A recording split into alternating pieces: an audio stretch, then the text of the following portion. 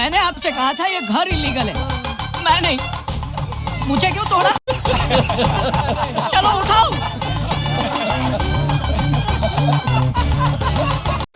तो आज हम बात करने वाले हैं पीएसयू स्टॉक्स की, डिफेंस स्टॉक्स की, जो भागते जा रहे हैं भागते जा रहे हैं भागते जा रहे हैं, बिना किसी कोई मतलब नहीं है, कोई फंडामेंटल्स नहीं है, बस भाग ही रहे हैं भाग ही रहे हैं। अगर आप इन स्टॉक्स में इन्वेस्ट करने की सोच रहे हो या फिर इन स्टॉक्स में इन्वेस्ट कर चुके हो तो यही वीडियो आपके काम की है। आप इस वीडियो को अपने दोस्तों के साथ शेयर कीजिएगा और उन्हें एक असलियत बताइएगा पीएसयू स्टॉक्स।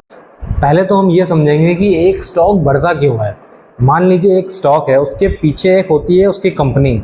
जैसे जैसे उस कंपनी के फंडामेंटल्स बढ़ते हैं, जैसे जैसे उस कंपनी का मुनाफा बढ़ता है, रेवेन्यू बढ़ता है, वैसे वैसे उसका स्टॉक प्राइस बढ़ता है। ऐसा कभी नहीं होगा कि उस कंपनी के फंडामेंटल्स, उसका नेट प्रॉफिट, उसका रेवेन्यू एक कछुए की चाल चले और उसका स्टॉक प्राइस एक खरगोश की चाल चले, वो साला भागता चला जाए भागता चले, ऐसा कभी होगा ही नहीं। जैसा जैसा कंपनी का रेवेन्यू बढ़ेगा, उसका नेट प्रॉफिट बढ़ेगा, उसी हिसाब से उसका स्टॉक प्राइस भी बढ़ेगा इन द लॉन्ग रन। अगर आपका पीओवी 10 साल का है तो आपका स्टॉक प्राइस आपके फंडामेंटल्स को ही मैच करेगा। वो ऐसे अगड़म बगड़म नहीं भागेगा, ऐसा अंधाधुंध नहीं भागेगा जैसा आजकल पीएसयू स्टॉक्स में भाग रहा है शेयर प्राइस। कुछ फंडामेंटल्स नहीं है किसी भी स्टॉक से, मैं आपको दिखाता हूँ। ये देखिए, ये एक पीएसयू स्टॉक है, इसकी 10 साल की सेल्स ग्रोथ देखिए आप, 7% की है। 5 साल की सेल ग्रोथ इसकी 4% की है, 9% की 3 साल की है और पिछले 1 साल में इसकी 56% की ग्रोथ है सेल्स की। रेवेन्यू की इसकी ग्रोथ ये है। प्रॉफिट ग्रोथ है इसकी 10 साल की 11% की है, 5 साल की इसकी प्रॉफिट ग्रोथ भी 11% की है, 3 साल की 10% की है। पर अगर हम इसके स्टॉक प्राइस का देखें तो पिछले 3 साल में 136% बढ़ चुका है, 5 साल में 69% का CAGR दे चुका है। और पिछले 1 साल में तो इसने भाई साहब क्रेजी बाइंग दिखाई है और 625% के रिटर्न दिए हैं 1 साल। आप देख सकते हो उसके फंडामेंटल्स, किसका रेवेन्यू किस तरीके से ग्रो किया है, इसका प्रॉफिट किस तरीके से ग्रो किया है और इसका शेयर प्राइस किस तरीके से ग्रो किया है। तो क्या ये एक सेफ बेट है कि आप इसमें इन्वेस्ट कर सकते हो अपना पैसा लॉन्ग टर्म के लिए? क्या ये एक सस्टेनेबल ग्रोथ दिखा रहा है? अभी इतने सारे सवाल है रिटेल इन्वेस्टर्स के पास, पर कोई जवाब देने को तैयार नहीं। तो बेसिकली हो क्या रहा है पीएसयू स्टॉक्स में?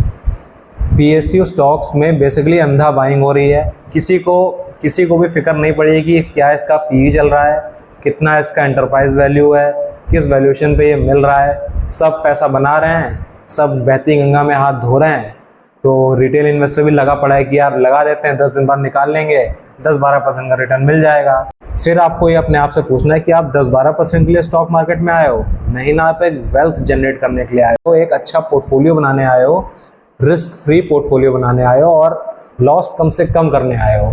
तो उसके लिए हमें इतने हाई वैल्यूएशन और जो ग्रोथ सस्टेनेबल नहीं है उसमें इन्वेस्ट करने की ज़रूरत नहीं है। और मैं आपको स्टॉक दिखाना चाहता हूँ। ये स्टॉक देखिए, SJVN, ये कंपनी देखिए आप, इसमें तो पिछले 5 साल में नेगेटिव ग्रोथ है, सेल्स ग्रोथ भी नेगेटिव है, कंपाउंडेड प्रॉफिट ग्रोथ भी नेगेटिव है, प्रॉफिट ग्रोथ भी नेगेटिव है।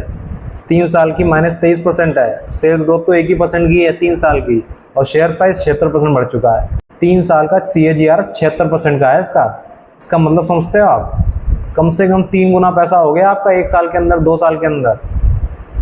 इससी क्रेजी चीज़ मैंने आज तक स्टॉक मार्केट में देखी नहीं है। मैं 2016 से इसमें काम कर रहा हूँ, बट मैंने ऐसा बुल रन 2021 के बाद का मैंने आज तक ऐसा बुल रन नहीं देखा। और ये 100% बबल है, एक दिन ज़रूर फटेगा।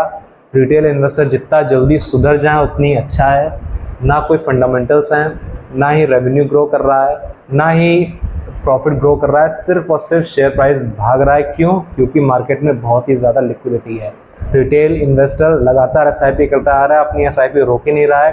फंड मैनेजर्स के बाद भर भर के पैसा आ रहा है और पैसा का वो करेंगे क्या? ऐसी रैली तो मिस कर नहीं सकते, तो लगाए जा रहे हैं, लगाए जा रहे हैं, लगाए जा रहे हैं। उनको खुद नहीं मालूम है कि कहाँ पैसा लगाना है उनको। अगर आप SIP नहीं करते हो, खुद से स्टॉक चूज़ करते हो, तो प्लीज़ मेरा कहना है कि वैल्यू ढूंढिए शेयर मार्केट में। ऐसी अनसस्टेनेबल ग्रोथ के पीछे मत भागिए, ये ग्रोथ सस्टेनेबल नहीं है। ये ज़रूर एक दिन 2025 में, 2026 में, 2027 में गिरेगी और आपका हार्ड अर्न मनी लेके डूबेगी। अगर आप सच में स्टॉक मार्केट में पैसा बनाना चाहते हैं तो वैल्यू स्टॉक्स को चेस कीजिए, जो अभी IT सेक्टर में है, फार्मा सेक्टर में है। केमिकल सेक्टर में, ना कि ऐसे सेक्टर्स में जो अंधाधुंध भागा जा रहा है बिना किसी फंडामेंटल्स। अगर आपको जानना है कि स्टॉक मार्केट में किस टाइम इन्वेस्ट करें तो आप मेरा ये वाला वीडियो देखो, और अगर आपको जानना है कि मैंने किस स्मॉल कैप कंपनी में फार्मा सेक्टर में इन्वेस्ट किया तो आप ये वाला वीडियो देखो। दोनों ही वीडियो बहुत ही अच्छे हैं, स्टॉक मार्केट में आपकी जर्नी को बहुत ही स्मूथ करेंगे, आपको एक बेसिक अंडरस्टैंडिंग देंगे कि स्टॉक मार्केट में चीज़ें कैसे काम करती हैं।